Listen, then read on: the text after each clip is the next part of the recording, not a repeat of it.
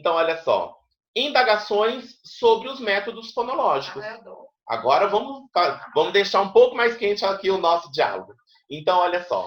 Nós sabemos que os métodos fonológicos partem da pauta sonora para ensinarem a escrita, certo? Questionamos os seguintes pontos. Agora é um professor que caminha aqui, Jorge Rafael, dentro de uma perspectiva construtivista.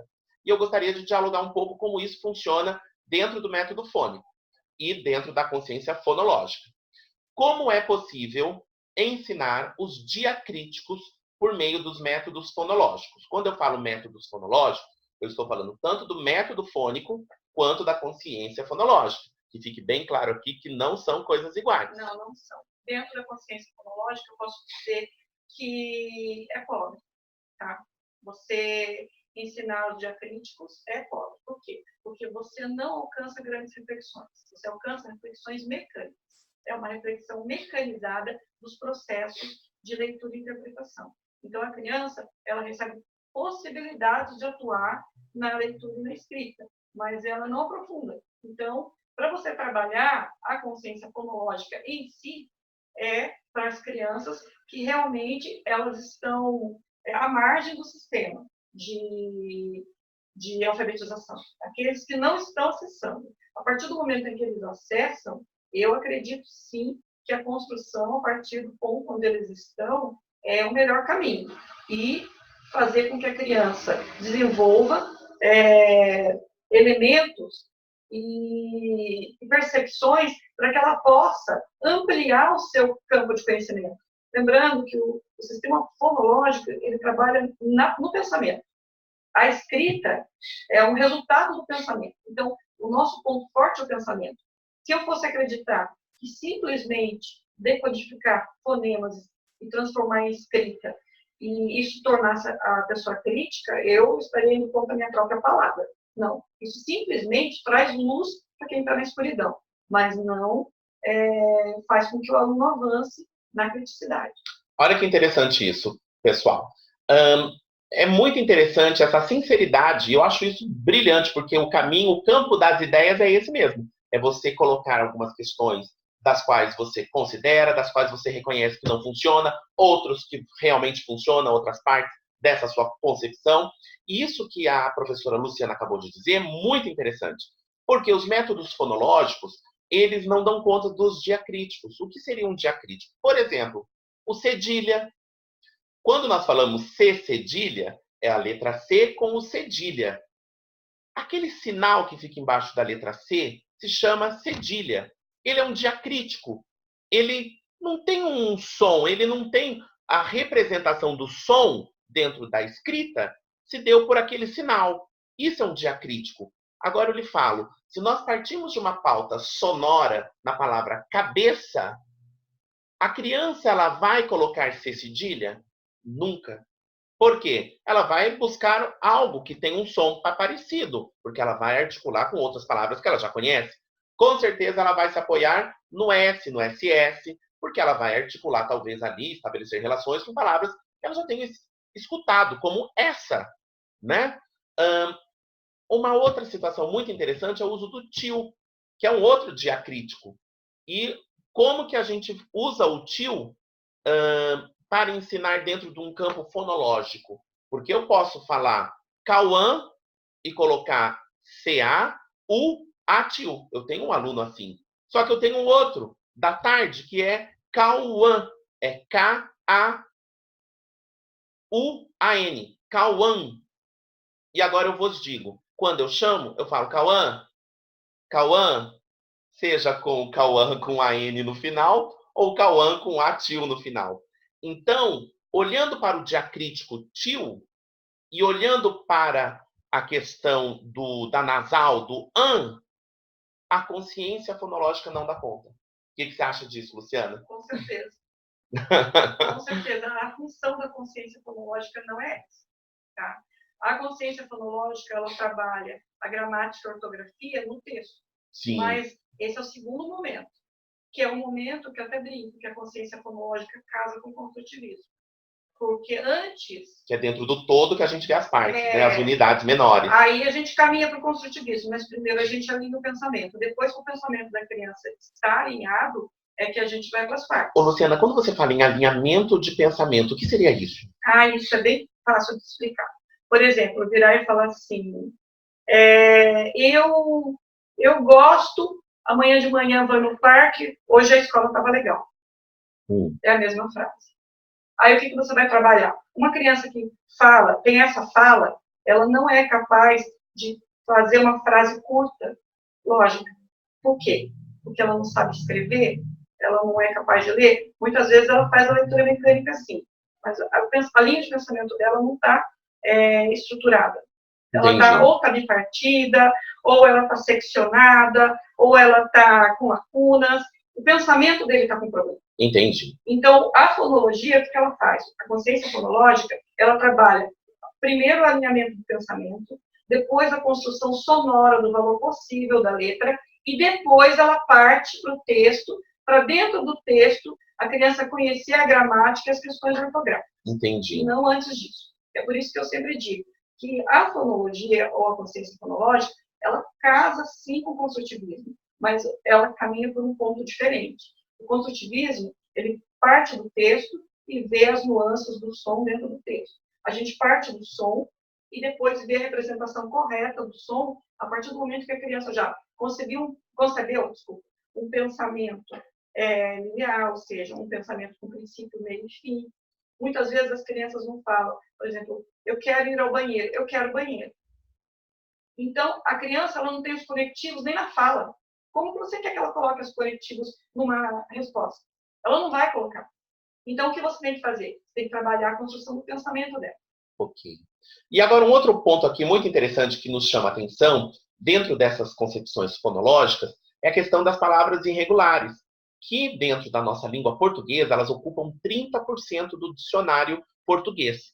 Então, ou seja, é uma gama muito interessante e considerável. O que são as palavras irregulares dentro da gramática, até de Arthur Moraes, de Katia Bracklin, que está dentro mais da concepção construtivista, que são linguistas que falam sobre a ortografia.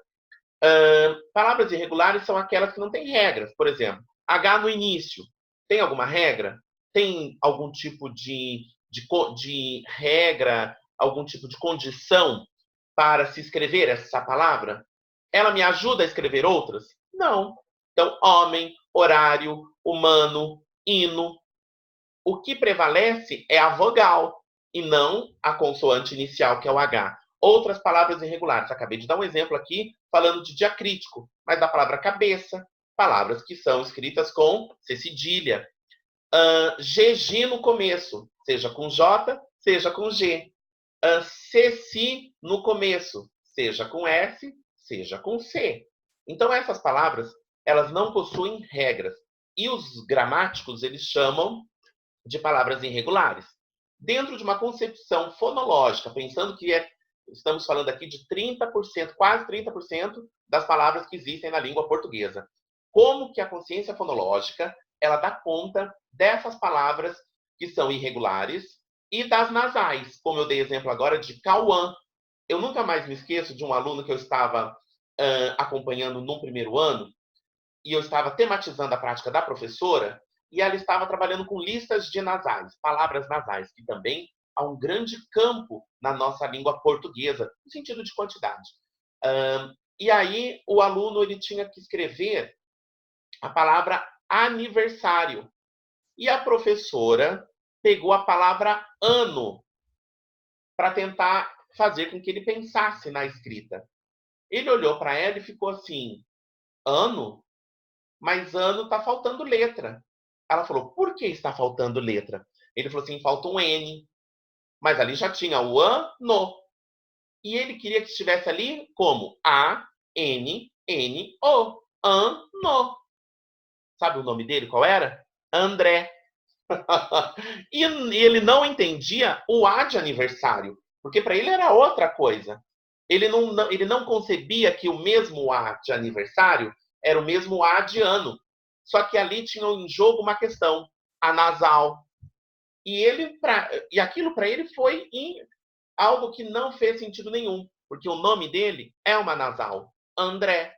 Então, por exemplo, assim, vamos pensar numa criança não alfabética. Okay. Numa criança que está na hipótese silábica alfabética. Certo.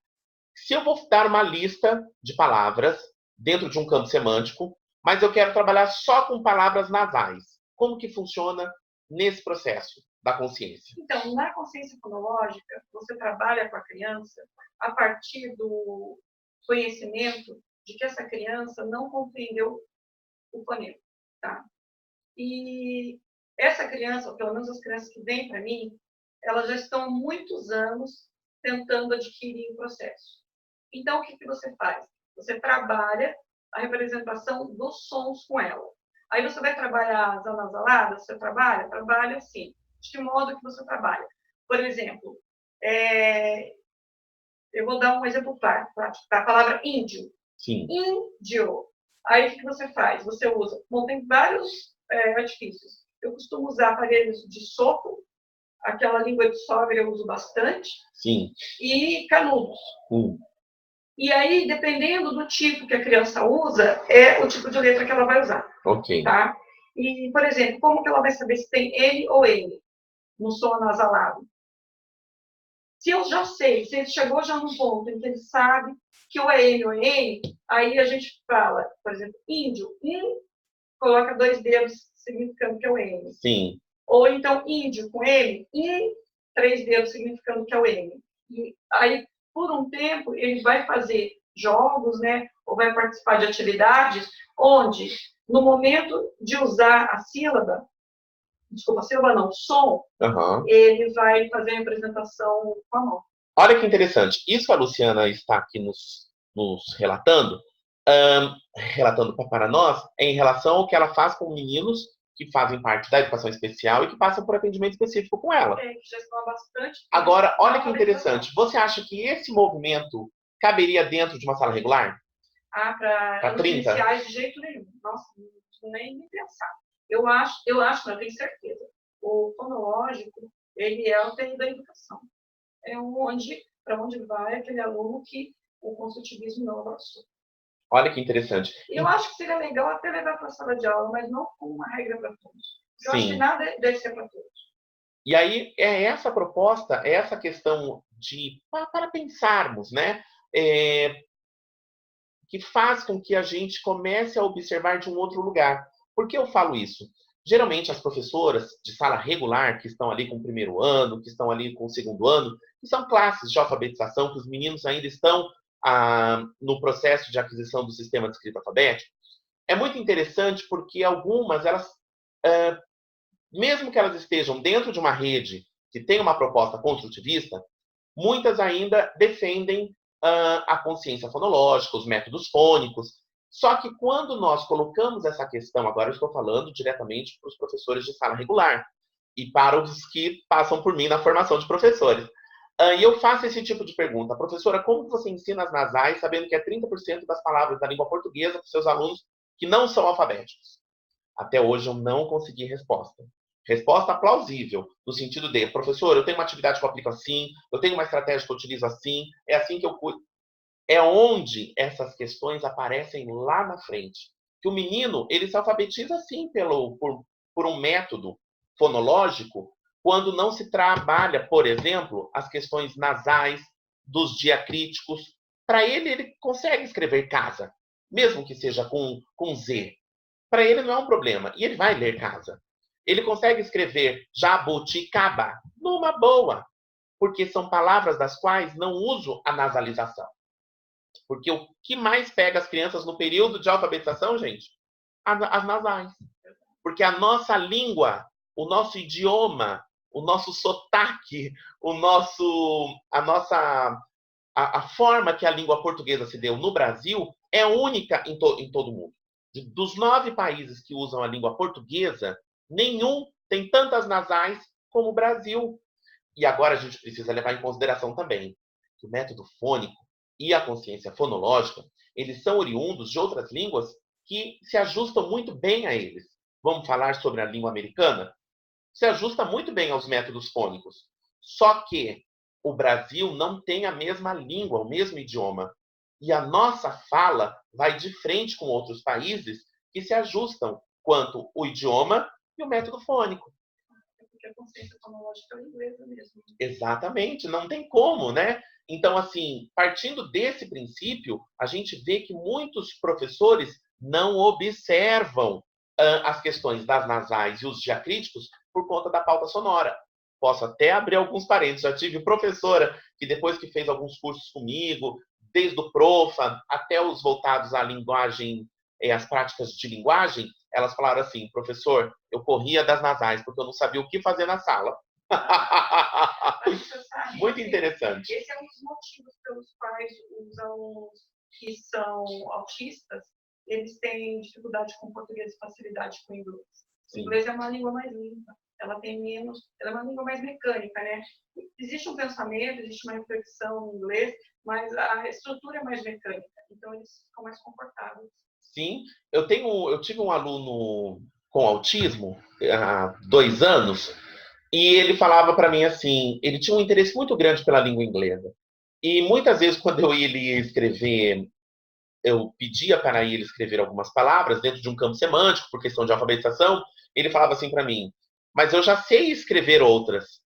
E eu falava, qual você sabe escrever? Ele falou, you. Outra que ele falava sempre para mim era house. Aí eu falava, então escreve. Eu sei que ele estava ali fazendo uma representação de uma escrita estrangeira da qual ele já tinha dado conta. Não do idioma, no sentido de alfabetização, mas ele já tinha entendido algumas questões por conta da fonologia. Mas quando eu pedia para ele escrever manga, morango, ele pirava. E aí ele olhava para mim e dizia, não pode ser uva? Muito interessante. Não, eu sei escrever uva. Um dia ele me falou isso. Ele não queria escrever nem morango e nem manga, porque eu estava indo da poli para mono, né? E aí, quando eu cheguei na trissílaba, morango, ele já se organizou. E ainda eu dou uma em seguida, manga. Aí ele falou, não pode ser uva? Eu sei escrever uva. Vamos lá, pessoal. Agora eu trouxe aqui a taxa de reprovação que eu peguei lá do site do IBGE e do INEP, que foi divulgado recentemente em 2016, num simpósio que houve de alfabetização em 2016, lá em Belo Horizonte, onde todas as academias que se inscreveram puderam levar os seus trabalhos falando sobre alfabetização, inclusive Arthur Moraes, Magda Soares estavam lá, bem como Thelma Vaz, e a professora Thelma apresentou, até em seu artigo de publicação, mas também em sua apresentação, esses dados que eu trouxe aqui em forma de um recorte, só para ilustrar um pouco, em relação ao índice de reprova que existiu no Brasil entre 1956, enquanto Anísio Teixeira era o nosso então ministro da Educação no governo de JK, que tinha acabado de assumir a presidência do Brasil, e ele estava muito engajado numa transformação de educação que estava acontecendo ali no Brasil, Anísio, né, junto com o Darcy Ribeiro, que era seu secretário, falando de uma escola pública, gratuita, para todos, onde a escola seria de período integral, e que isso não aconteceu por conta da construção de Brasília. Mas, enfim, o índice de reprova naquele período que nós vivíamos, que era uma educação tradicional, pautada nas famílias silábicas, onde o aluno era visto como uma tábula rasa, era de 56% em todos os alunos matriculados daquele período. Aí pulemos 21 anos, já no final dos anos 80, onde no Brasil já tinha chegado a psicogênese da língua escrita em 86, porque ela foi publicada em 85, mas em espanhol. Em 86 chegou a primeira versão.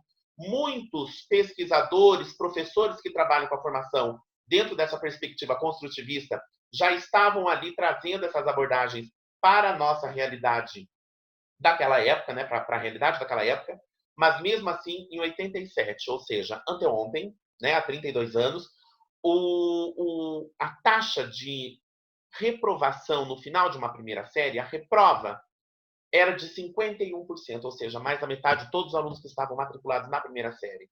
E a sucessão foi assim, 88, 52%, 89, 49%, e assim até chegar a 1995, que manteve ali uma queda muito, muito insignificante, mas relativamente importante para esse processo. E agora eu vos digo, vamos pensar agora em termos de educação nacional, sua trajetória dentro desse período.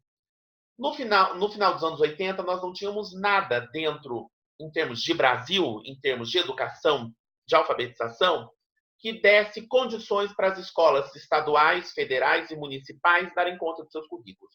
Muitas, inclusive, nem tinham. Cada um fechava a sua porta e fazia o que acreditava que seria o interessante, o melhor. O índice de analfabetismo no Brasil era gritante.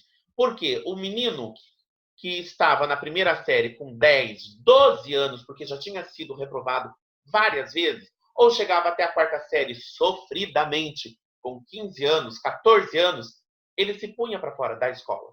Além de sofrer todo esse movimento de reprovação, ele se punha para fora da escola porque ele ia trabalhar. Porque como ele não deu certo na escola, ele pensava, vou dar certo na vida. Então ele já podia ter carteira registrada com 14 anos.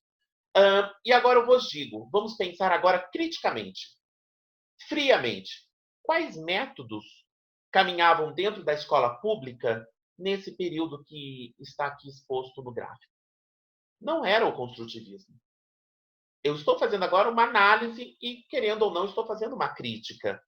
O construtivismo ele chegou fortemente em todas as nossas cidades, em todas as escolas das quais conceberam, né, a chegada dessa proposta no final dos anos 90, mas as pesquisas chegaram no começo dos anos 80. Mas em termos de aplicabilidade, em termos de vamos tornar essa rede X, Y, Z construtivista, faz 25 anos. Há pouco tempo nós temos essa realidade dentro das redes.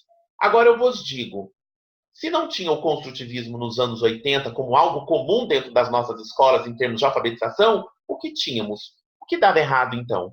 E agora eu quero chamar a sua atenção. Por que em 96 houve uma queda muito brusca no sentido de taxa de reprovação e o índice de meninos alfabetizados até o segundo ano?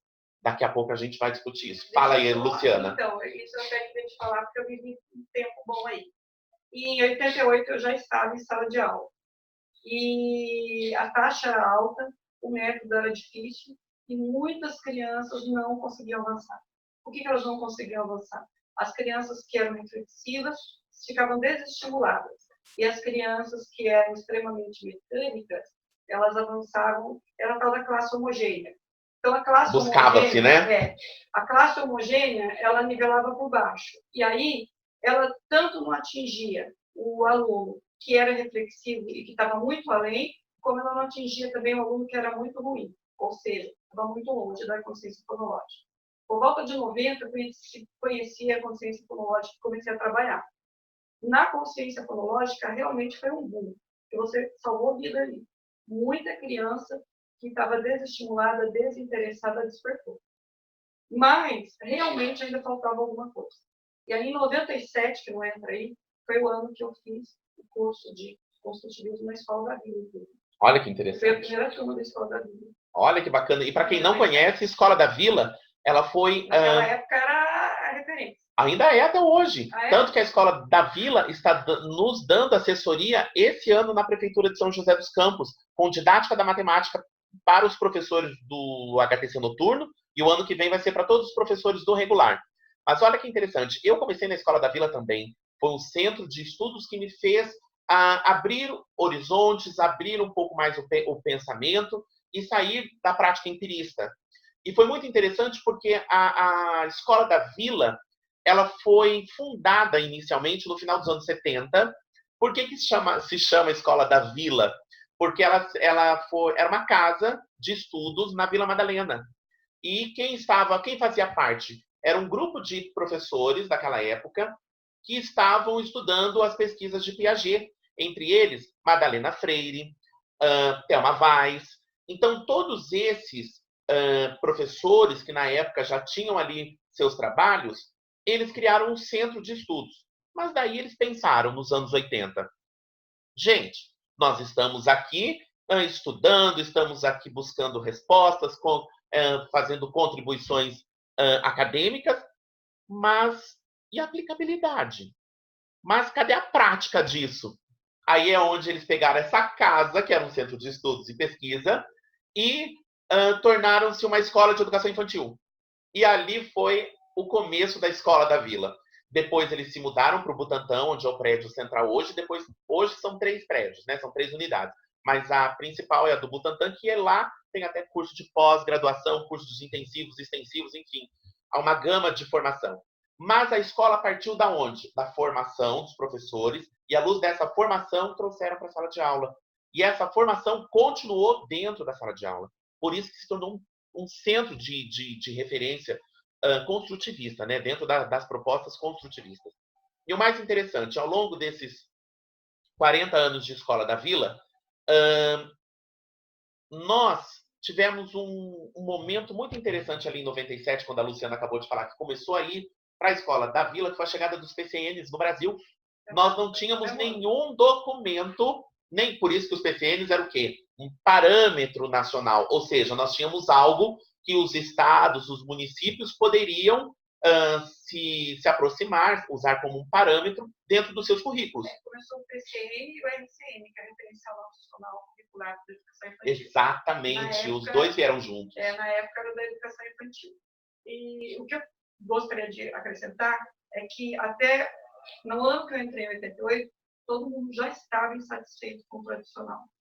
Os professores não gostavam do tradicional. Sim. Eles já estavam vendo que o número de evasão, o número de aluno que não avançava era muito alto, porque não fazia sentido. A unidade da sílaba como fonema válido não existe. A gente que trabalha com aluno sabe que a sílaba não é um fonema válido. Ela não é um som válido. A construção de som não pode ser a partir de um conjunto. E tem que ser a partir do som mesmo produzido. E essa reprodução passa pela gramática e pela ortografia. E quando a gente foi conhecer, né, o método fonética consciência fonológica, salvou muita vida. A gente brinca que, vendo no próprio gráfico, você já vê que é a época que entrou a consciência fonológica, já teve uma mexida. E o construtivismo. Porque, por exemplo, também? Sim, foi nesse período. Por quê? Porque eu conheci em 97. Sim, esse período, o construtivismo nos anos 90, ele realmente se aproximou e se instalou dentro das nossas redes. Por exemplo, pensando na rede municipal de São José dos Campos, a partir já de 1998, a rede já tinha aqui dentro da educação infantil Thelma Vaz e, posteriormente, Regina Scarpa, fazendo formação para a educação infantil. E nós conseguimos, no ano de 2003, tornarmos a educação infantil como referência nacional. Olha que interessante, a Prefeitura de São José dos Campos, né? Além disso, né, mais ou menos por volta de 97, 98, foi a época das formações, que a gente, inclusive, foi para a Escola da Vila, aconteceu uma coisa bem interessante, porque a Prefeitura, ela dizia para a gente, não pode alfabeto, sílaba, mais nada na parede, que era coisa que a gente tirou tudo aqui. Aí o pessoal, a gente foi para a Escola da Vila com a ideia de, vamos ver uma coisa revolucionária. O aluno vai aprender a ler e escrever sem ver sílaba, sem ver letra, né? Todo sonoro de palavra nem nada. Quando a gente chegou lá, a gente teve um grande choque. O alfabeto estava na parede, o AEU estava na parede, os números de 0 a 100 estavam na parede. A gente falou, como assim? Só não tinha sílaba, né? Só não tinha as famílias silábicas. Aí a gente falou assim, como assim? Mandaram tirar da nossa parede, está tudo aqui. Então, quer dizer, teve muita construção e desconstrução ao longo de todo o processo. Coisas que a gente ouvia falar quando chegava lá e não era bem assim. Era um caminho diferente, mas não era tirar tudo e não colocar nada. Sim. E tem essa questão também, que ao longo dessa nossa discussão, que já está caminhando aí para o final, mas eu gostaria de enfatizar. É muito interessante, pessoal, nós deixarmos bem claro que houve também uma péssima interpretação quanto ao construtivismo, né? Porque quando ele chegou, muitos achavam que constrói sozinho, então deixa lá a criança, que ela, no tempo dela, ela vai amadurecer e vai descobrir sozinha. Gente, isso é um equívoco imenso, porque em nenhuma das teorias, pelo menos dos que falam sobre o construtivismo, isso está escrito, isso está posto. Ao contrário, o construtivismo é uma proposta libertária, uma proposta que faz o sujeito refletir, pensar, analisar, dialogar perante o objeto em questão. E o professor, ele assume um papel, uns falam de mediador, facilitador, mas o professor não é nada disso. O professor, ele assume o papel do qual ele tem a obrigação e a postura de articular boas perguntas, de propor boas estratégias para que todo esse movimento reflexivo, analítico que o menino venha a fazer, faça sentido. O professor é tão importante nesse processo quanto o aluno, porque sem as boas perguntas e sem as boas situações didáticas, não há avanço, por outro lado, no caso dos alunos. Então, não é nada solto. Isso foi um equívoco e ainda se perdura. Muitos ainda que acreditam nessa perspectiva, que construtivismo é uma coisa livre, solta, que cada um no seu tempo vai aprender numa hora. Não existe isso, gente. Se nós não tivermos repertório, ninguém aprende, ninguém avança. Gente, gostaram desse gráfico? Ele é muito interessante porque nos faz pensar sobre o tempo, a trajetória educacional do Brasil quanto à alfabetização. Se o construtivismo não estava lá, quem estava que não deu conta disso tudo por décadas? Então, quando a gente discute dados, a gente discute à luz de órgãos que dão conta desses indicativos e a gente pensa o que tinha no lugar que não estava dando conta. E o porquê o construtivismo, em apenas 20 anos, teria obrigatoriamente falando a condição de dar conta do que em 500 não foi feito. É muito interessante, né? É algo que a gente precisa também de tempo para amadurecer as concepções dos professores, as propostas que estão feitas, educar uma sociedade escolar perante a esse objeto, bem como dentro de outras propostas. Mas aqui nós estamos falando de uma rede, nós estamos falando não só da rede municipal de São José dos Campos, que tem a proposta construtivista, mas como a rede estadual de São Paulo, que também tem a mesma proposta que a Prefeitura de São José dos Campos, também é construtivista. Então, assim, estamos falando de diferentes lugares e trazendo abordagens da consciência fonológica para dentro dessas redes, que ora se conversam e ora se difundem, né? Então, vamos lá. E para fazer mais uma citação, vocês viram que eu gosto muito de usar a Thelma, porque a Thelma, eu trabalho com ela, faço parte do grupo dela há 8 anos, do Tematização da Prática. Tive o prazer de tê-la na minha banca de mestrado como professora convidada. E a Thelma, ela é a última piagetiana, porque ela é mais velha que Lino de Macedo, que porventura foi seu orientador em seu doutorado pela USP. Mas eu gosto muito de ouvir, de estudar com a Thelma, porque ela é uma das últimas piagetianas no Brasil. Quando eu falo as últimas piagetianas, são pesquisadores dos quais fielmente seguem esse corpo teórico. E ela diz o seguinte, que o processo de construção da escrita por meio da proposta psicogenética, o som fica em segundo plano, pois é na escrita que os questionamentos aparecem. É aquilo que a gente já tinha falado um pouco antes. Esse é o lado inverso da consciência, né? A gente vai pelo som e depois para o questionamento. Na consciência fonológica, o som reflete a escrita. No construtivismo, a escrita reflete o som. Mas o objetivo é o mesmo, só que alguns precisam de um caminho diferente. Essa sua fala, Luciana, se nós hoje fôssemos falar assim, em relação à alfabetização, se essa fosse a nossa pergunta, se em relação à alfabetização, ao processo que os meninos percorrem até se tornarem alfabéticos, qual é a diferença entre construtivismo e consciência fonológica? Resume-se ao que a Luciana acabou de falar. Muito interessante. E a criança não fica presa em uma determinada hipótese, a não ser que o professor a mantenha lá. Essa fala da Thelma causa um choque em muitos professores, até alguns ficam indigestos, mas é a pura verdade. O seu aluno, ele avança o tanto quanto você propõe boas situações para ele pensar, boas situações que ele possa refletir e dialogar sobre o que está em jogo. Então, quando o professor ele não dá conta disso, muitas vezes ele coloca lá na educação especial um menino que não é especial. Um menino de outra natureza. É um menino que ele não teve condições, não teve oportunidade de vivenciar outras estratégias, outras situações didáticas das quais pudesse fazer com que ele avançasse. E o professor, sem saber o que fazer também, empiricamente, ele olha para o aluno, para a família e diz, seu filho tem algum problema. E muitas vezes o problema não é nenhum transtorno, não é nada biológico, talvez, ou algo do tipo. É pedagógico, é uma questão de ensinagem e não de necessidade especial. Verdade. E eu queria encerrar com uma frase pensamento do Paulo Freire, que eu gosto muito e que sintetiza, acho que, as nossas duas práticas. O bom professor não é aquele que dá boas respostas, é aquele que faz boas perguntas.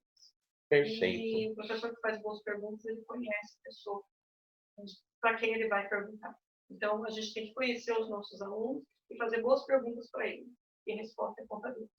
Gente, esse foi o nosso bate-papo, o nosso diálogo entre duas concepções que ora falam a mesma língua e ora cada uma segue, né, diverge dentro do que à luz de um determinado ponto.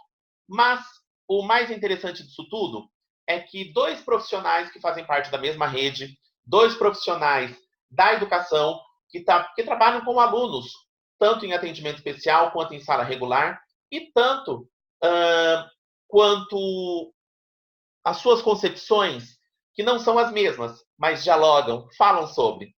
Isso é muito importante nos dias de hoje, ainda mais, onde os professores precisam um pouco mais de humildade e um pouco mais de conhecimento para dar conta das questões de sala de aula, para fazer com que os seus meninos avancem, para fazer com que os alunos aprendam muito mais.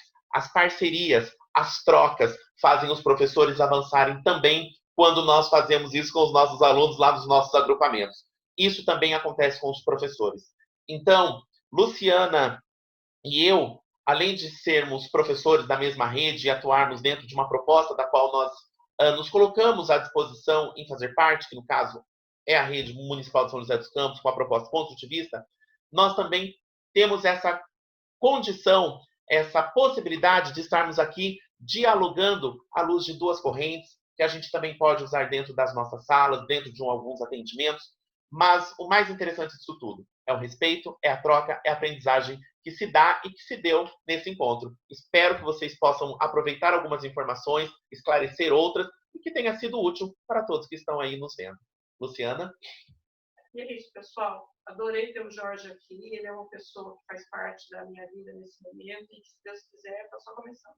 Oba! E você é sócio aqui do canal e esse canal é seu também. Eu espero que seja a primeira de muitos. Muito obrigado, pessoal. Até mais. Tchau, tchau.